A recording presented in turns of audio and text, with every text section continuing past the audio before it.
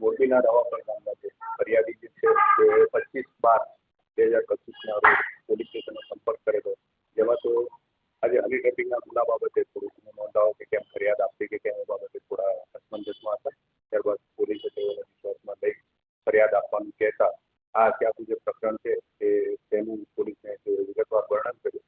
જેમાં જે ફરિયાદીની વાડી પાછાભાઈ પૂરી કરીને જે આપણા આરોપી છે આ ફરિયાદમાં, તેઓ છેલ્લા 15 વર્ષથી ફરિયાદીના સંપર્કમાં હતા. અવારનવાર તેઓના ઘરે આવવા જવાનું રહેતું,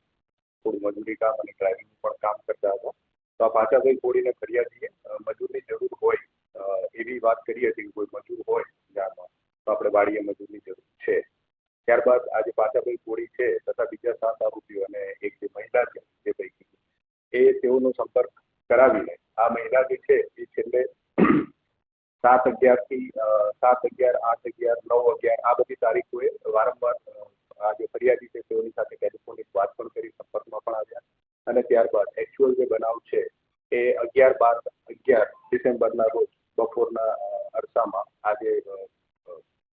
ખુશીબેન, જેમનું નામ આપણે ફરિયાદમાં સરનામું જાણી શકાય નથી,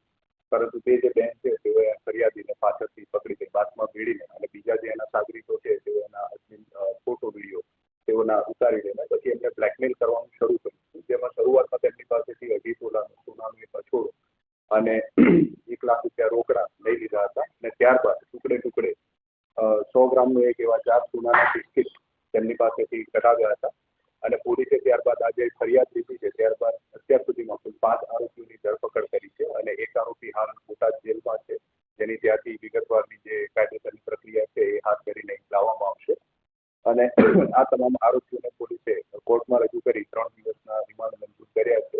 આમાં જે રિકવરી છે તે અત્યાર સુધીમાં રિમાન્ડ જે લીધા એની પહેલા 3 સોનાના બિસ્કિટ, 1 સોનાનો ચેન, 2 કાર અને 1 મોટરસાયકલ આટલું આપણે રિકવર કરેલ હતું અને ત્યારબાદ રિમાન્ડ મંજૂર થતા અન્ય 1 સોનાનું બિસ્કિટ તથા 1 મોટરસાયકલ જે ગુનાના કામે વપરાયેલ હતું તે પણ રિકવર થયું છે અને હવે રિકવરીમાં જે 1 લાખ રૂપિયા રોકડા છે તે હજી રિકવર કરવાના બાકી છે અને કુલ 64,11,000નો મુદ્દામાલ પોલીસે જપ્ત કર્યો છે. અગાઉ જે આ તમામ આરોપીઓ છે એમાંથી અમુક આરોપીઓની અગાઉ ગુનાહિત હિસ્ટ્રી મોરબી જિલ્લા પોલીસે તપાસ હાથ ધરીને બહાર કાઢી, જેમાં આરોપી નંબર 1 જે જીલુભાઈ છે તેમના સાયલા પોલીસ સ્ટેશનમાં ગુનો રજીસ્ટર થયેલું છે. આરોપી નંબર 4 જે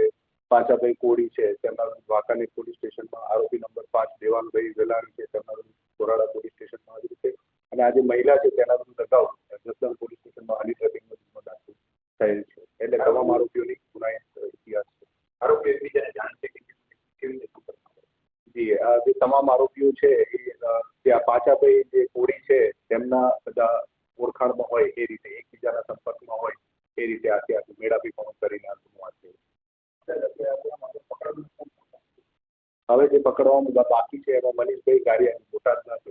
તેમને પકડવાના બાકી છે અને જે રમેશભાઈ હાડગડા જે બોટાદના છે પણ તે હાલ બીજા ગુનાના કામે જેલમાં જ છે, ત્યાં તેઓને અહીંયા પ્રક્રિયા હાથ ધરીને કાયદેસરની પ્રક્રિયા હાથ ધરીને લાવવામાં આવશે તથા જે આ મહિલા છે જેમનું નામ અત્યારે ફરિયાદમાં ખુશીબેન નોંધવામાં આવ્યું છે